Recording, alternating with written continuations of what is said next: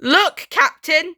Gypsies! Said Frollo gravely, pointing down to the eager crowd around the dancing Esmeralda. I believe they have a safe haven within the walls of the very city. They call it the Court of Miracles. And what are we going to do about it, sir? Asked Phoebus in answer. Frollo took a stone and crushed a nest of ants he had found hidden under the railing. Meanwhile, Quasimodo's friends, the gargoyles, had finally convenienced him to go through with his plan to attend the festival. Disguised in a hood robe, he climbed down the side of the cathedral. The topsy-turvy day parade was in full swing. Everywhere, people were dressed in funny costumes, musicians played, and peasants danced in the square. Although he tried to remain out of sight, Quasimodo could not avoid being swept up in the action. As he searched for a place to hide, the anxious young man lost his balance and fell into Esmeralda's dressing room. "You're not hurt, are you?" the lovely gypsy asked. She pushed his hood aside while Quasimodo cowered, waiting for the shriek he was certain would follow, but Esmeralda just complained to him. "Great mask," she said. Quasimodo roamed the square, thrilled by the festivities. Soon it was time for Esmeralda to perform. She danced her way over to Frollo on the reviewing stand. The judge could not take his eyes off the gypsy girl.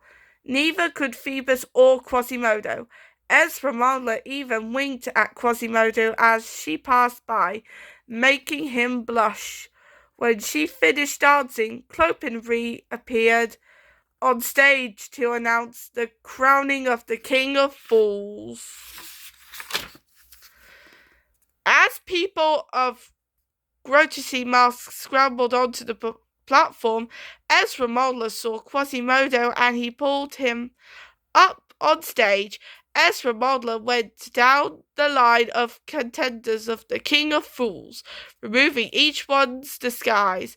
But when she reached Quasimodo, she realized that he wasn't wearing a mask after all. The crowd gasped, but Clopin said, "We wanted the ugliest face in Paris. Here he is." Quasimodo was paraded through the streets as the ugliest king of fools ever, but soon the crowd got out of hand and began to throw fruit and taunt him. Frollo did nothing, even when the frightened Quasimodo was tied to the pillory and pleaded for his help.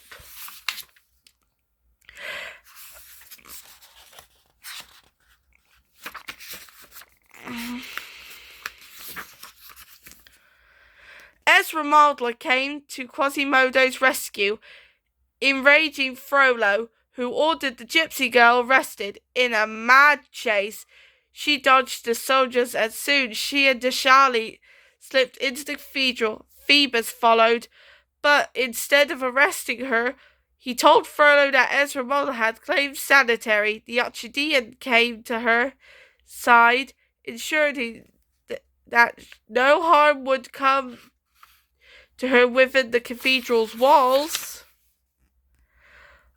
Upon his return, Quasimodo watched Esmeralda as she explored the cathedral.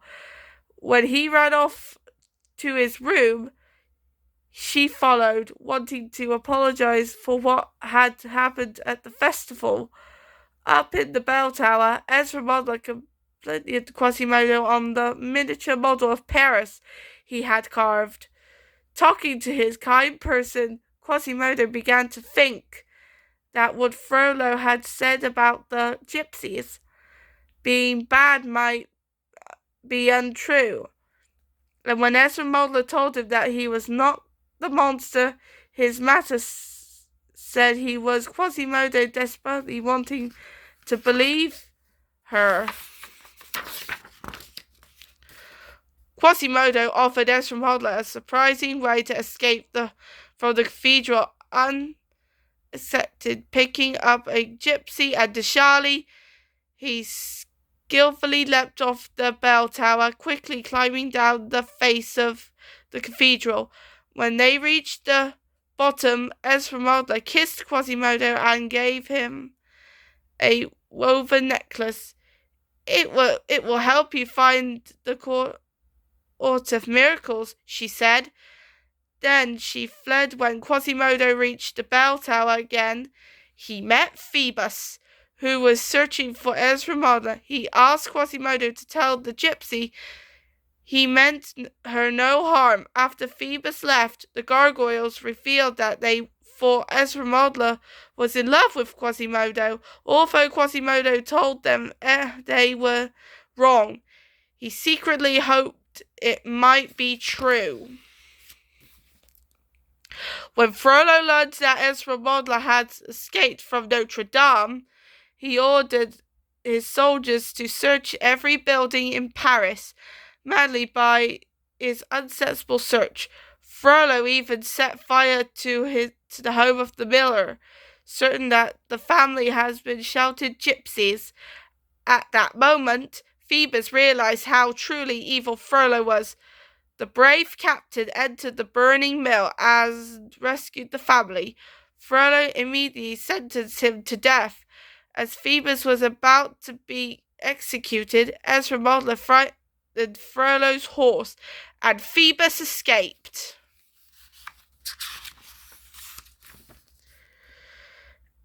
As he fled, Phoebus was wounded by an arrow and fell into the river. Though Frollo left him for dead, Esmeralda rescued him and then brought him to Notre Dame.